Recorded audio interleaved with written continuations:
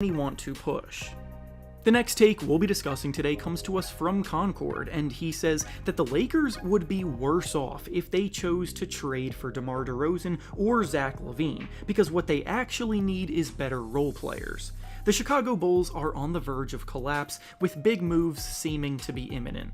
A report from a Bulls beat reporter just came out saying that they would like to trade Zach LaVine first and then go from there, looking for other trades, but they're at a point where they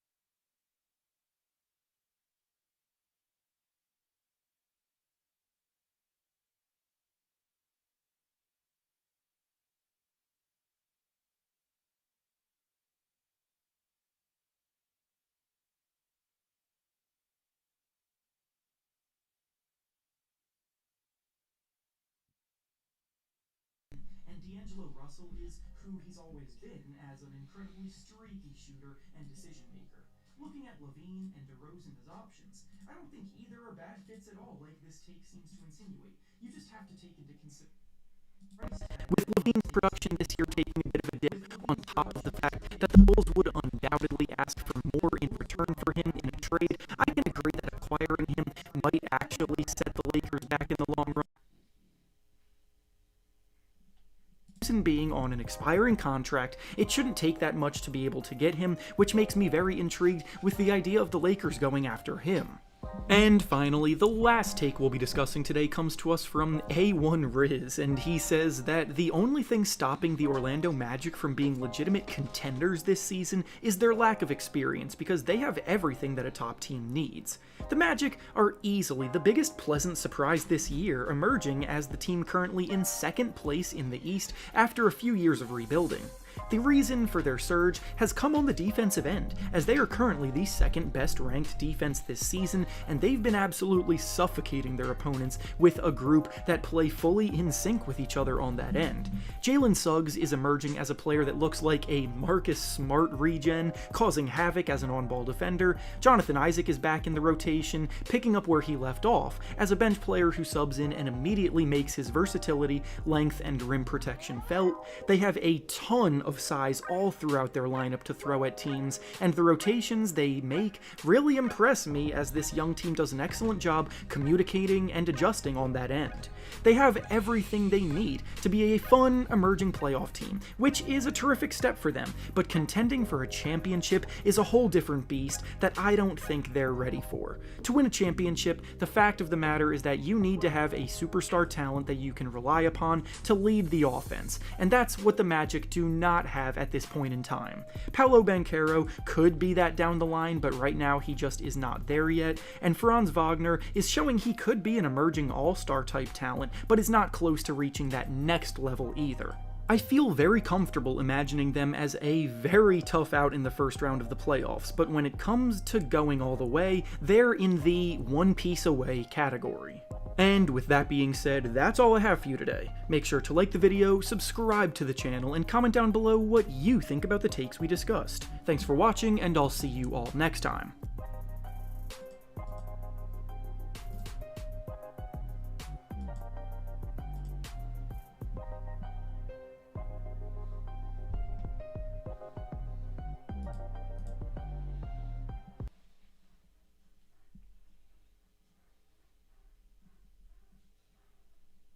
Let's do NBA still.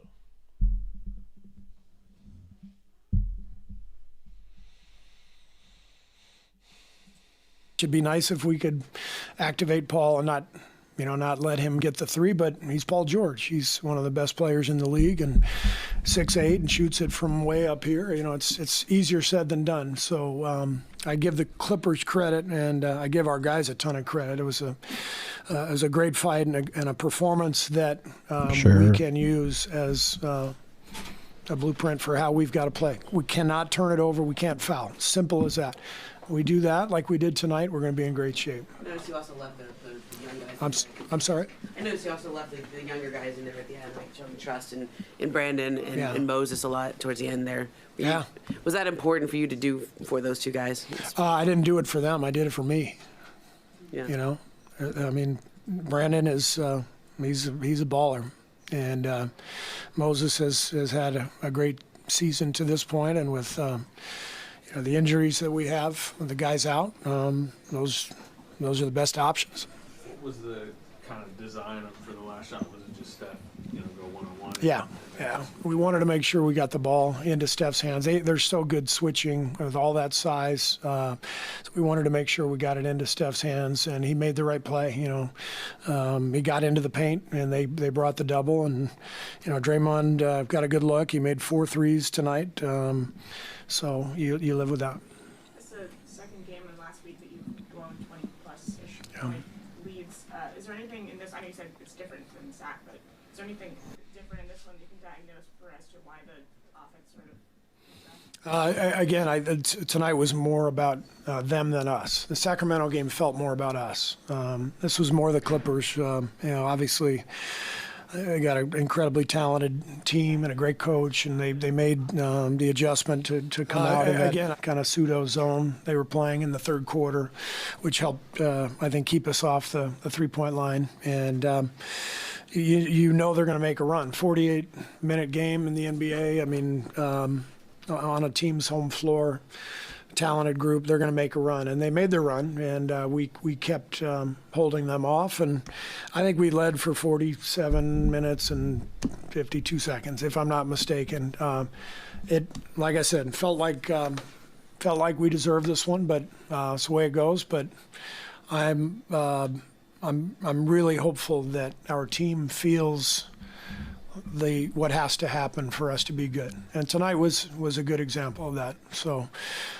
Take care of it and don't foul. That's simple as that. You say this one hurts more than the Sacramento one, but it does feel like it's like landing a little softer. Probably for what you're saying, that you guys feel like you played better, but it doesn't. I don't know. At least outside looking in, it seems like this isn't stinging. It's just it's way easier to accept a loss as a coach and as a team when you don't feel like you handed them the game. The Sacramento game, we handed them the game. We just threw them the ball. And we fouled, they shot 42 free. I mean, and they, don't get me wrong, they deserve credit. They put pressure on us, but this is different. This is different. Our guys were poised, stuck together. Every guy who came off the bench had great energy. You see Clay and Draymond playing the way they're playing, and we were connected tonight, and that's what I expect going forward. Whatever we have, 60-plus games left. I expect our guys to be connected and energized and taking care of the ball and not fouling. Simple as that. They do that, then we're going to be a really good team. I think Russ might have hit a piece of it, which is why I felt a little short, but it felt good. How good does the shot feel right now? I think you're near 50% from 3. It feels great. Just trying to shoot it with confidence, shoot the ones that's there. Not overthink it, but I put a lot of work in on my shot, so I think the main thing for me is just going into it and shooting it when it's there, taking the shot. Being a basketball player, I think has been my main focus, taking what the defense gives me and just playing off of that. How does this loss feel compared to the Sacramento loss? A loss is a loss. I think Sacramento, we were reeling. And we were figuring it out. I don't think we're reeling now, and I think if I, think about the second half, I don't think we did anything necessarily that bad. They made plays. James got going a bit, Kawhi got going a bit, PG got going a bit, and they made plays, so I think if we want to nitpick at something, we could have did a better job defending without fouling in the third quarter.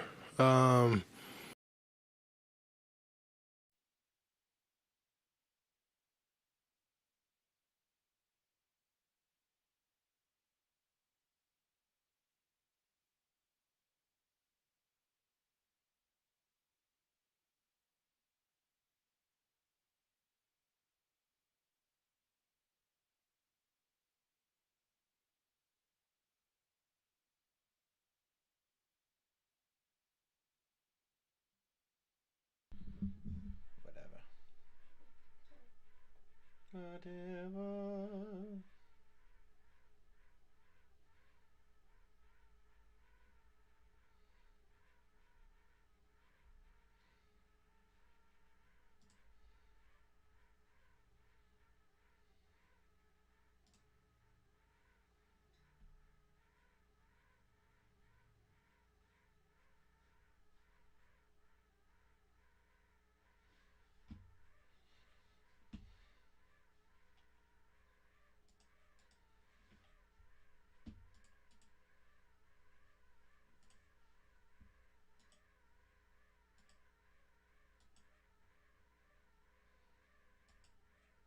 Hello.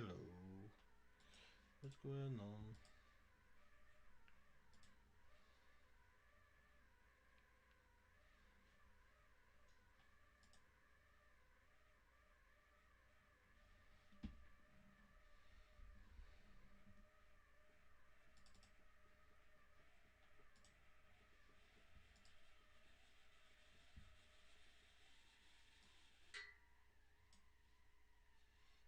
Overload.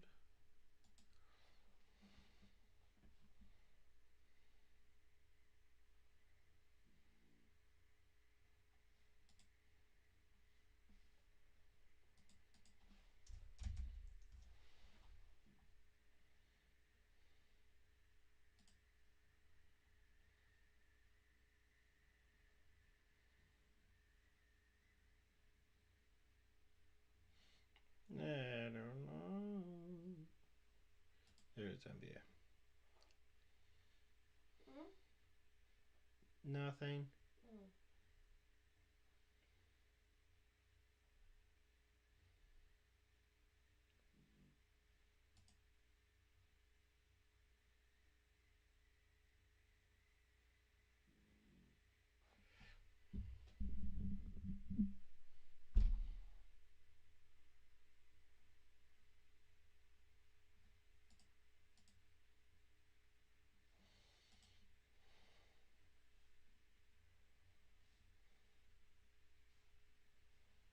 Brian.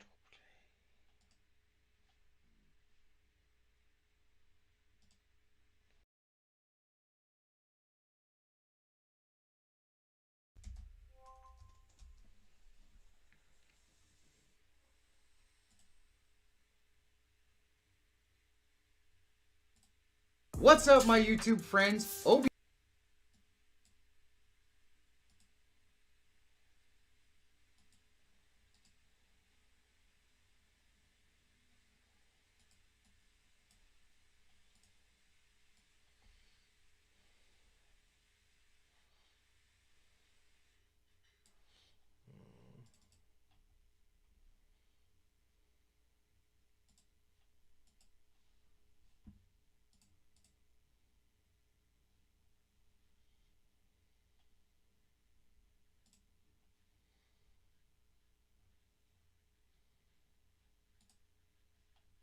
Team, I'm surprised they're not better defensively than what they are.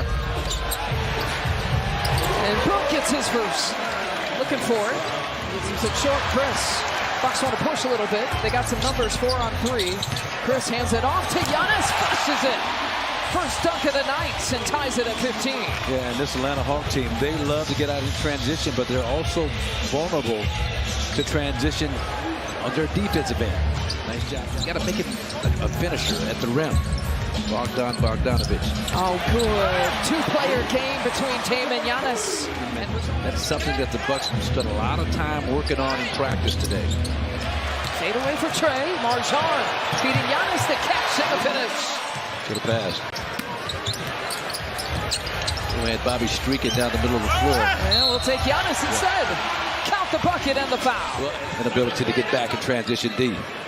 Nice job moving the basketball, and Giannis with the delayed cut weaves and winds his way around Bogdanovic. You see the contact in the end. 23 points, I think, might be the high for the Bucks in a quarter. Got it against Dallas, and they're feeding Bobby Portis again in the dunker. Make it 42. 3 in double figures, though, already for the Bucks.